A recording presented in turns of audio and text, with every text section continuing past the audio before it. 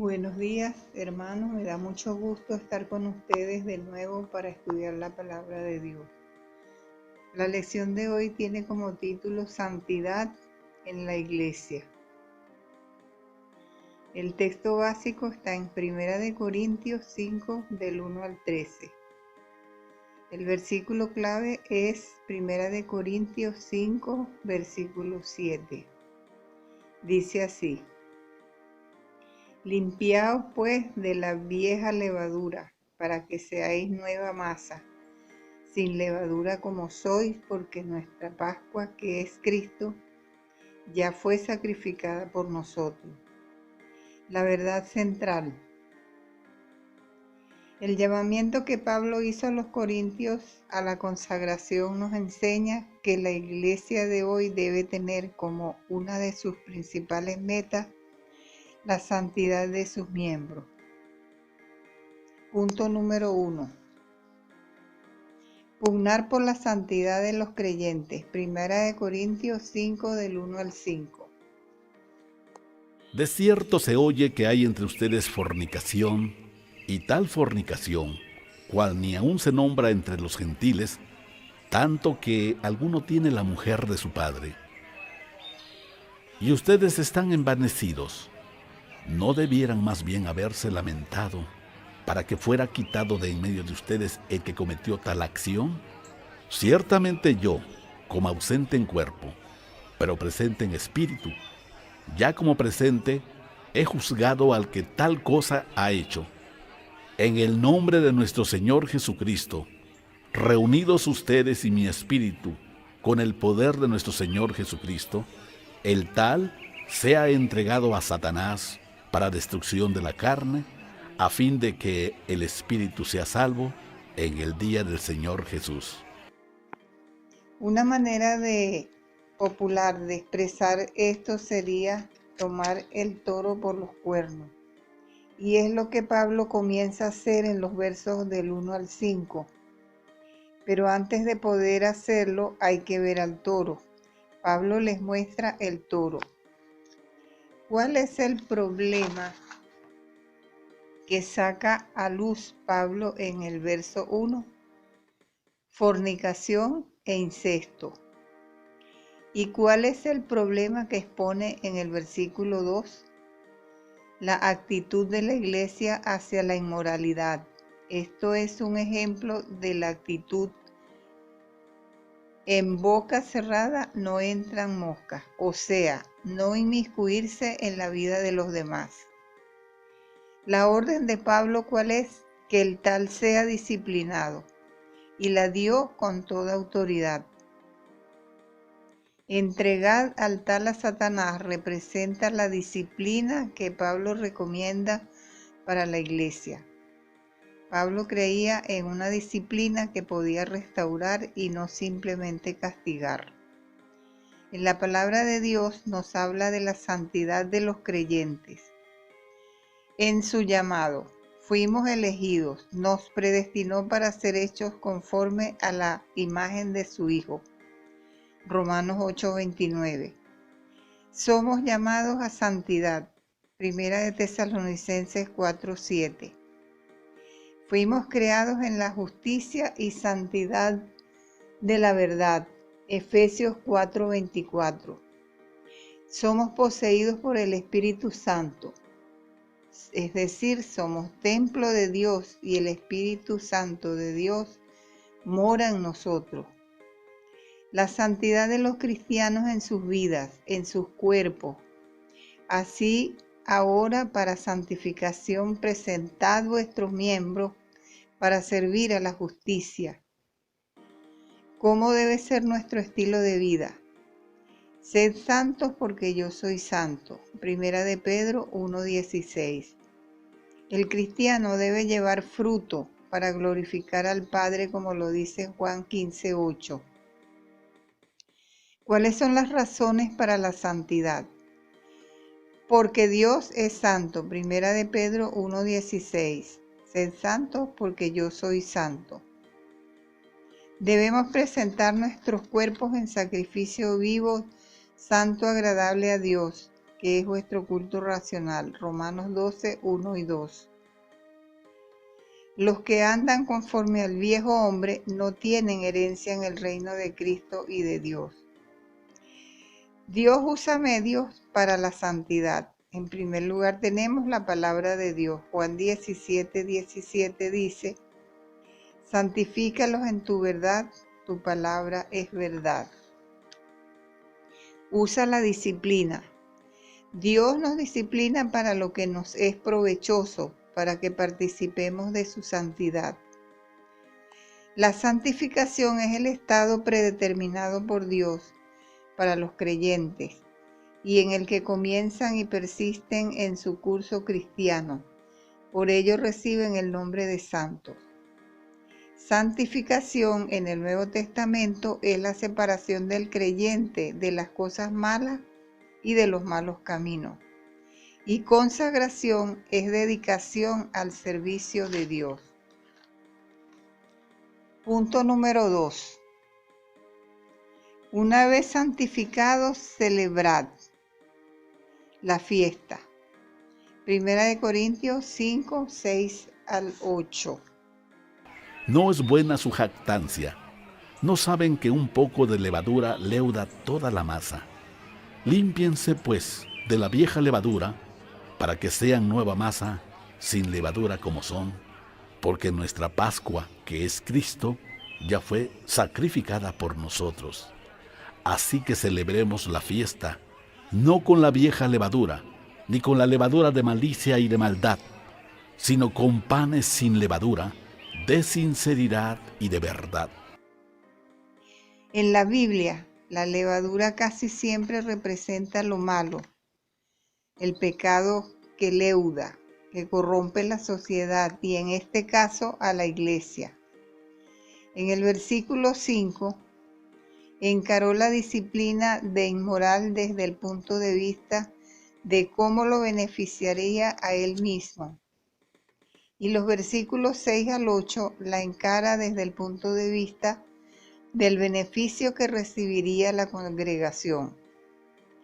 En este caso, la condición limpia de los cristianos cuando se han purificado por la expulsión del elemento corrupto. La vieja levadura es una referencia a la práctica común entre los judíos en vísperas de la celebración de la Pascua. Se deshacían de todo pan con levadura y recordaban cuando los israelitas comieron el pan sin levadura al salir de la esclavitud de Egipto. Soy sin levadura se refiere a la condición limpia de los cristianos cuando se han purificado por la expulsión del elemento corrupto. La fiesta duraba 8 días en que no comían pan con levadura. La palabra de malicia y de maldad se refiere a los actos paganos que practicaban los corintios antes de conocer a Cristo. Miremos los efectos de eventos pequeños en las vidas de personas desde las dos perspectivas. En primer lugar, el poder del mal es abrumador. El faraón endureció su corazón y causó la destrucción de miles de israelitas y egipcios. Cuando algunos influyeron en otros para hacer el becerro de oro, Moisés mandó la destrucción de los culpables. Y murieron 3,000 hombres, Éxodo 32, 25 al 29. Saúl se llenó de celos y causó la guerra civil en la nación hasta su muerte. El poder del bien es impresionante. Josué resistió la tentación y llegó a salvar a su nación. Martín Lutero se atrevió a cuestionar las doctrinas y prácticas de la Iglesia Católica Romana y comenzó la Reforma Protestante que ha beneficiado a millones de personas. Punto número 3. La necesidad de la santidad. Versículos 9 al 13. Les he escrito por carta que no se junten con los fornicarios, no absolutamente con los fornicarios de este mundo, o con los avaros, o con los ladrones, o con los idólatras, pues en tal caso les sería necesario salir del mundo. Más bien, les escribí que no se junten con ninguno que, llamándose hermano, fuera fornicario, o avaro, o idólatra, o maldiciente, o borracho, o ladrón. Con el tal ni aun coman. Porque, ¿qué razón tendría yo para juzgar a los que están fuera? ¿No juzgan ustedes a los que están dentro? Porque a los que están fuera, Dios juzgará. Quiten pues a ese perverso de entre ustedes. El asunto que trata Pablo aquí es sobre un aviso que había dado a los corintios por escrito y no había llegado esta carta. Cita a los fornicarios y el aviso se refiere no solo a los fornicarios, sino a todo vicio degradante dentro de la comunidad eclesial. El apóstol enumera 6: fornicario, avaro, idólatra, agraviador, borracho, ladrón. Con el tal ni aun comáis. Esto es semejante a lo que dice segunda de Juan 10:11 con respecto a los que propagan falsas doctrinas. La palabra de Dios no conoce ninguna otra separación impuesta al cristiano. El caso que nos ocupa consistía en separarse no solo del incestuoso, sino de quienes no lo separasen de la comunidad.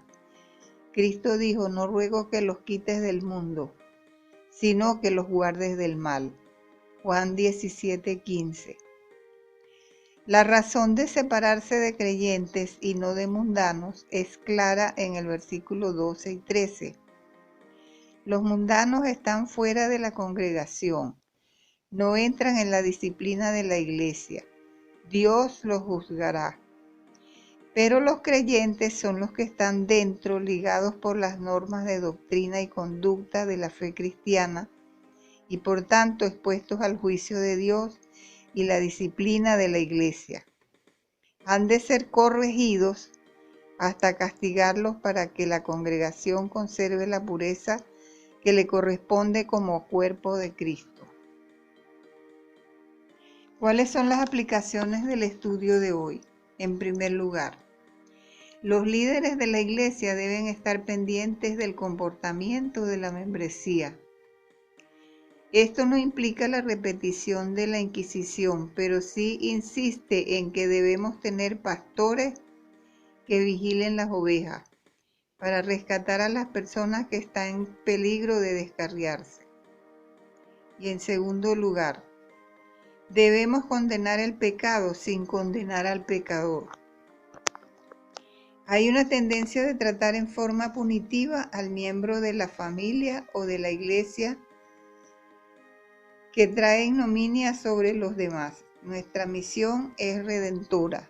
Cada iglesia puede programar actividades sanas para fortalecer al creyente cuando enfrenta la tentación y así no tendrá que participar en las actividades dolorosas de la expulsión.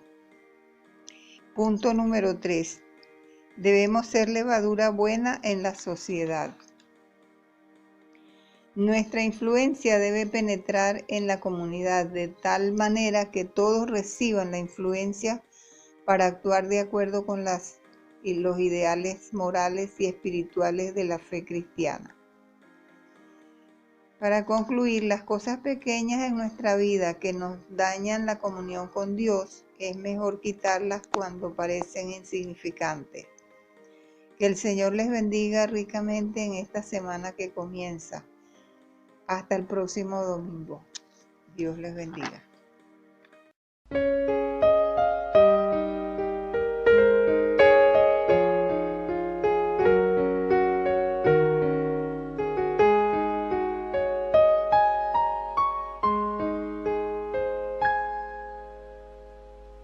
Dios, yo quiero ser cristiano de corazón.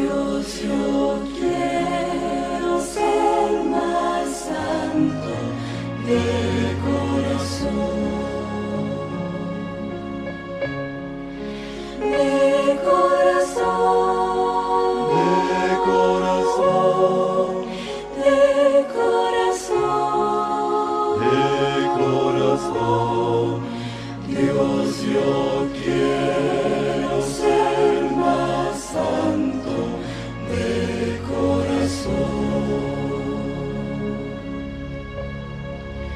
Dios, yo quiero amarte siempre.